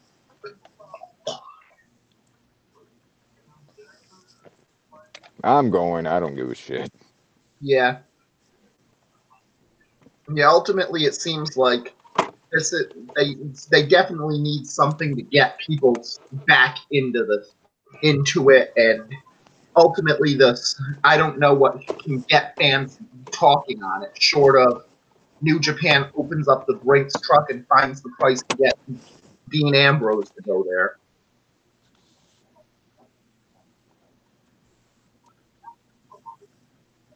I don't know, but uh, Mhm. because they quickly went from what I was gonna like when Lucha Underground went from like everybody's talking about Lucha Underground, Lucha Underground, Lucha Underground, Mhm. and then within 2 seasons, Mhm. like the drop was tremendous, and that Yeah. it's been quicker here with New Japan, but that pretty Well, similar to at least with everything's New Japan, everything's elite, everything's this, and now like not many people are talking about New Japan at the moment yeah. after Wrestle Kingdom. Like they're just not.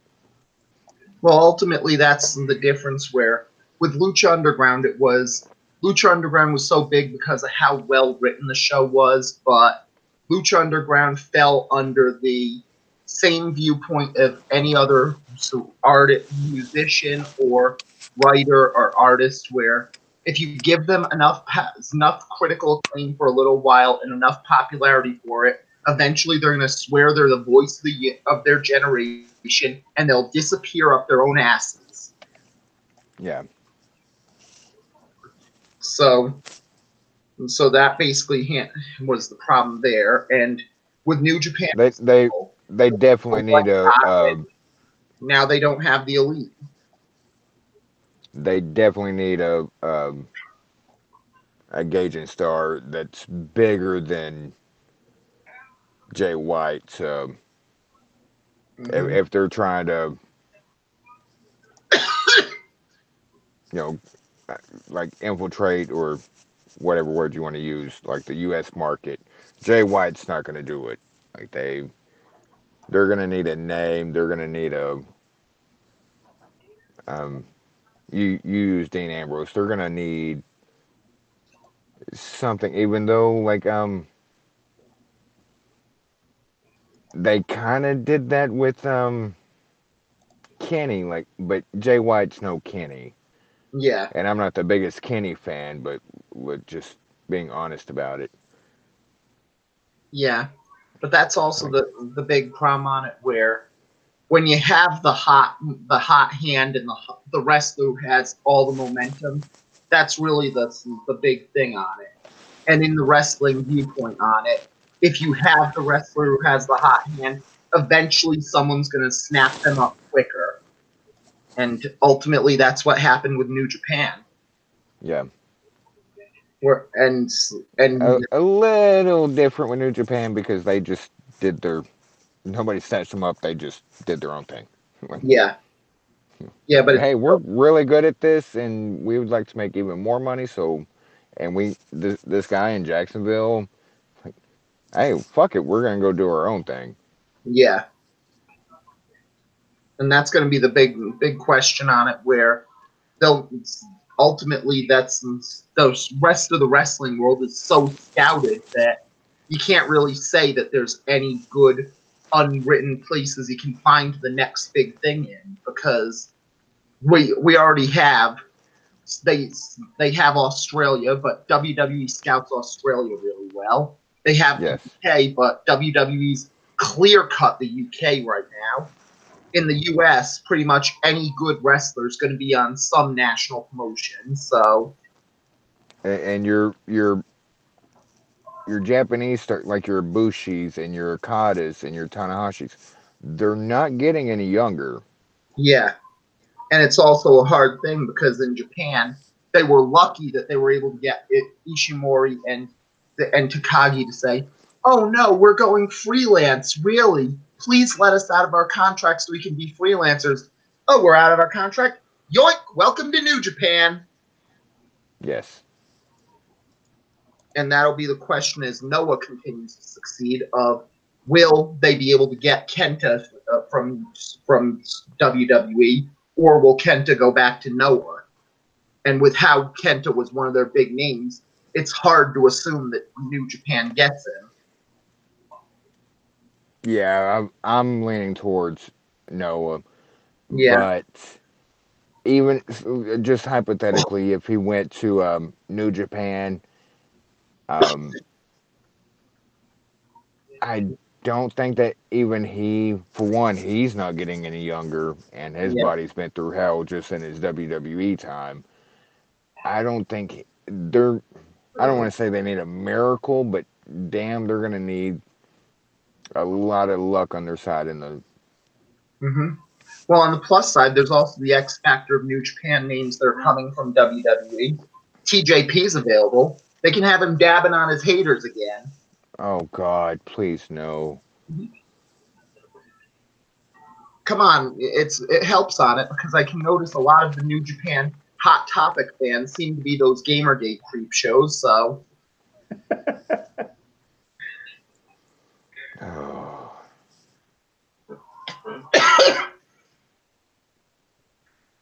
but yes, it's really hard on this one, where ultimately now they're seeing the problem that WWE and AEW have first choice of anyone they want.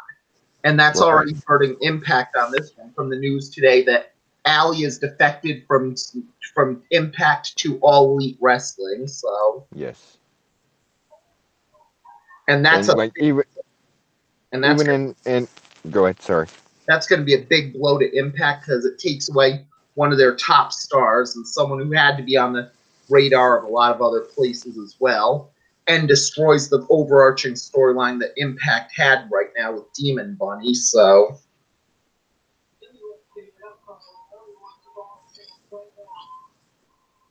But even the young lions coming up in New Japan right now, like Shota Umino, like mm-hmm.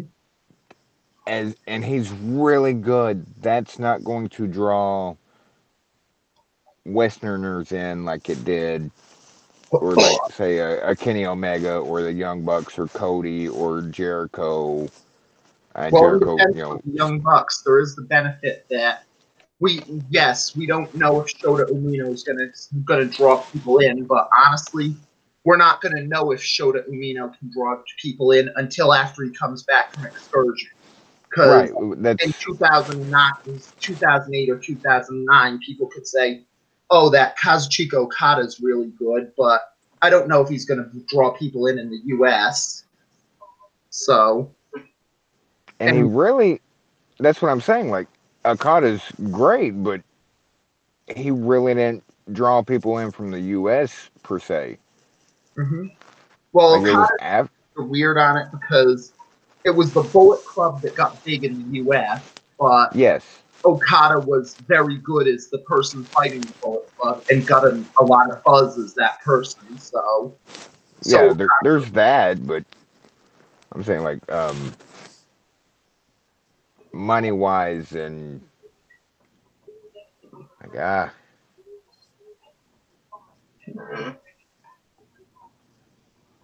mhm. Yeah, and ultimately, this just seems like the problem where New Japan comes close to making it in America, but I think they're going to have to scale it back on this one and focus on okay, we can't be a worldwide thing. Even if the MSG show did so well, that's not happening again on it. Let's focus on being the promotion on the West Coast and just focus on okay, well let's even California. the West Coast shows aren't didn't sell that well. Yeah, yeah, but that's really going to be the thing on it where ultimately they have to realize that America is very big and you don't have much of a case on it for it. But you won't be able to go national in America, but if you do Yeah, it right and you keep going with measured success, maybe you can be the promotion in California, Washington, and Oregon. right. Like do kind of like WWE does with the UK. Mm-hmm, Like 1 week a year, here we are. Make that little extra money. mm-hmm. Or For the just venue itself. Go ahead. or if you're doing that, just make it where just try and make it like WWE's doing with the UK and say, okay, we're giving America its own brand.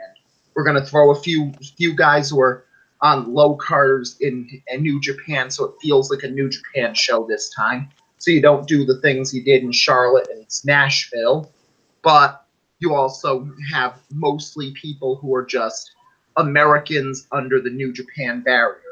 That way you have the case where you have some people show up in New Japan, but not all the time. Have something like a Chaos USA, a Bullet Club USA, a Los Ingobernables de Estados Unidos, and do it so that you have some people affiliated but not totally there. Maybe a Right. Taguchi Japan USA, but I'm assuming Taguchi would be one of those guys to bring to the USA and have no problem, and then you have mostly just American performers. It seems to work pretty well in Australia, so that could probably do very well here as well. True. And then you just go through it that way, and you start building it up.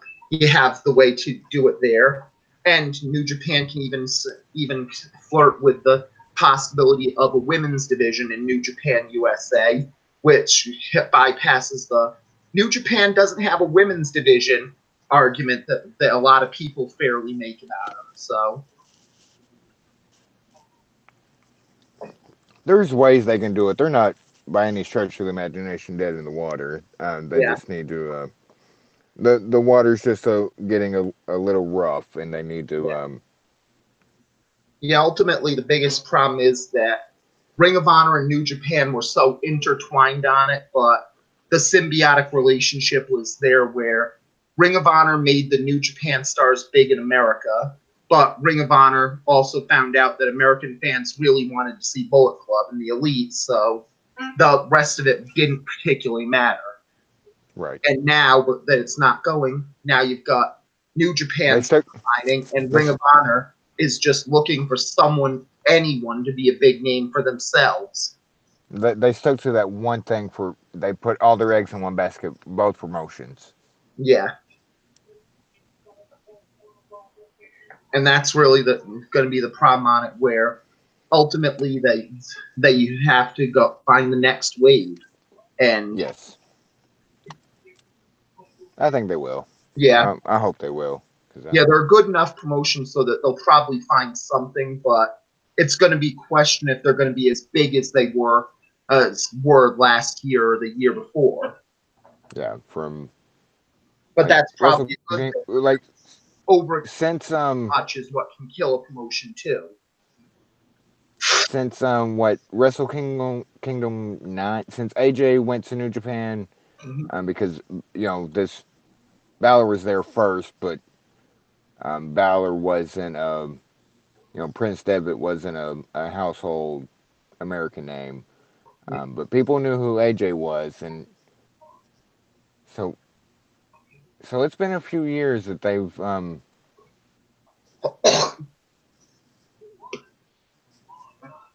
Well, even you know the AJ oh Styles reign on it, ultimately it seems like the thing that people don't want to realize is that ultimately New Japan rose as a hot topic thing, and it's hard to mention it because people don't want to realize it, but New Japan is basically big because Bullet Club is a really, really pretty T-shirt and would make angsty teenagers who shop at Hot Topic want to buy it. and have no idea what the hell it even represents. Yes, Because the word bullet and the club and the design, like, and they and if you think people buy some of that merch, or if you think all I meant to say, if you think all people buy that merch because they're wrestling fans or they know what they're buying, you're mistaken. They don't. yes, it's Hot Topic, and Bullet Club looks like the shirt that a really good emo band would wear, and I mean that in a perfectly positive and a complimentary stance. But it's snazzy, but yeah, it looks so fucking emo.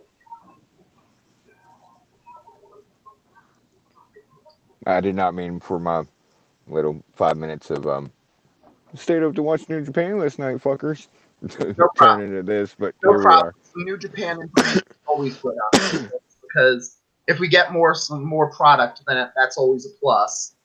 Heck, that's one of the benefits of having Wednesdays open. Where more than likely we can get some more time to watch product. So, and between the fact that New Japan has those ones and finding that Sling still has Women of Wrestling on there, the people we're still fighting to get that website from. We're the real WoW, damn it.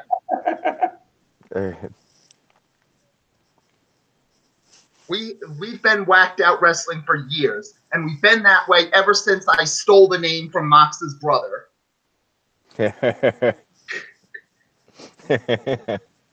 Yeah. But like Cody and the um, filing out trademarks for Battle Ball, Mm-hmm. um, I won't use his shoot name, but my brother's cool with using the name, and Exactly. just like he is with Eve, the wrestling promotion Eve using Battle Ball for Yep. their January shows. So And actually, it will be interesting what they do on this one, where you'd assume that Cody might have to say, yeah, just throw me $1 every time you run Battle Bowl, and I'll be happy with it, just to keep the trademark work valid. So, which is fair on the same thing that we have for the battle between those singer who's part of the police and the guy who used to dress in with the rat tail and started to dress as the Crow over the name Sting.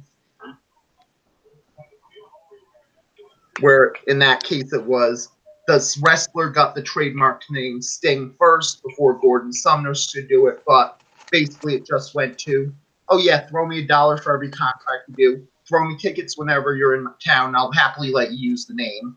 And both guys are fine with it.